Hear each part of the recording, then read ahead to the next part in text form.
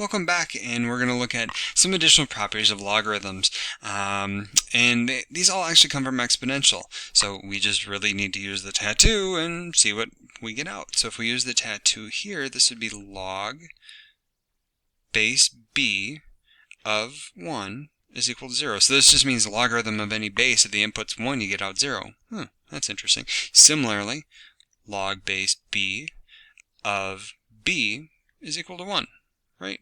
B of b is equal to 1. Okay, so there we go.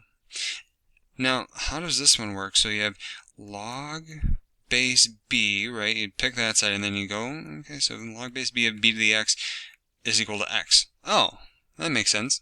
We have a 1 there. So then if your exponent's 1, you output 1. If your exponent is x, you output x.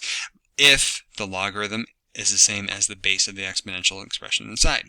Now this is a little interesting. I'm actually going to go from, this is in logarithmic form, I'm going to go to exponential, so it would be b to the log base b of x is equal to x.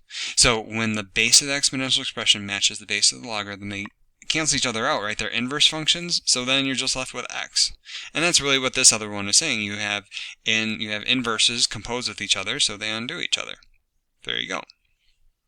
Okay.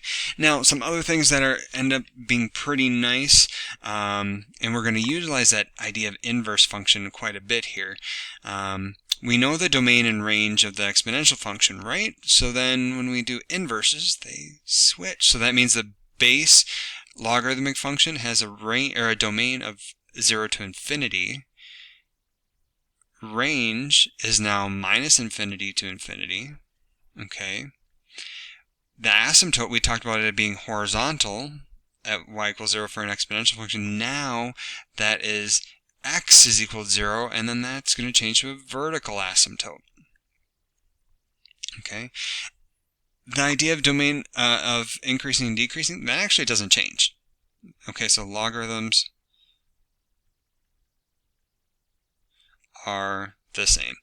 So in terms of the value of b, that base of the logarithm, if b is greater than 1, it's going to be increasing. If b is a fraction or between 0 and 1, it's going to be decreasing. Okay, and now this other thing, students sometimes get tripped on and say, oh, every logarithm is just 0 to infinity. Not exactly true. You need to take the input or the function that is inside the logarithm and set it greater than 0 and solve. Okay, so we're just going to do a quick little example here of that. So the inside of the logarithm, the function inside there is 3x minus 4. To find the domain, I would need to take this greater than 0, solve it, x greater than 4/3. Similarly, the asymptote, you can think of the asymptote really as the boundary of the domain, but if you want to find it more formally, it would be take that input function, 3x minus 4, set it equal to 0, and solve, and surely you get x is equal to 4/3.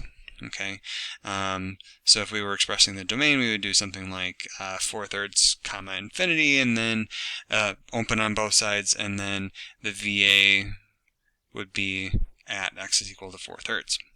Okay, a couple other definitions here that we need.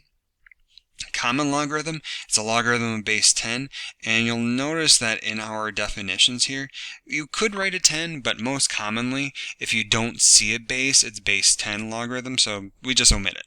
Okay, and the natural log, we use this all over in mathematics. It's a logarithm of base e, that natural number, and we write it as ln. A French mathematician originally coined this this terminology, so they've switched their adjectives and nouns in French. So logarithm natural is what it would translate to, or that's what it would be equivalent to in French, and so that's why it's ln. Okay, but it just means log with a base of e. Okay, and I'll also just say, be sure to check your sources notation, and I'll explain this in just a second. Sources notation.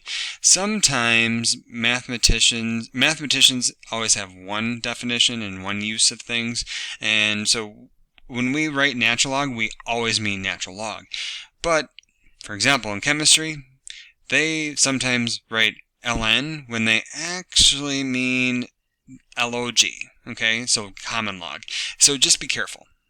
Okay, and so if we want to evaluate something like this, we realize that we have natural log. So if we wanted to, we could write this as log base e of e to the fifth, and these are inverse functions, right? So e, okay, so then by our properties above, we just get 5. Done. That's all there is to it. Okay, so I made use of this second property, or this property right here, where we had log base e of e to the x was just x. Okay. All right, so that's going to wrap up some logarithm properties, and we're going to get some practice with graphing next, making use of that domain and range idea and looking at all those asymptotes.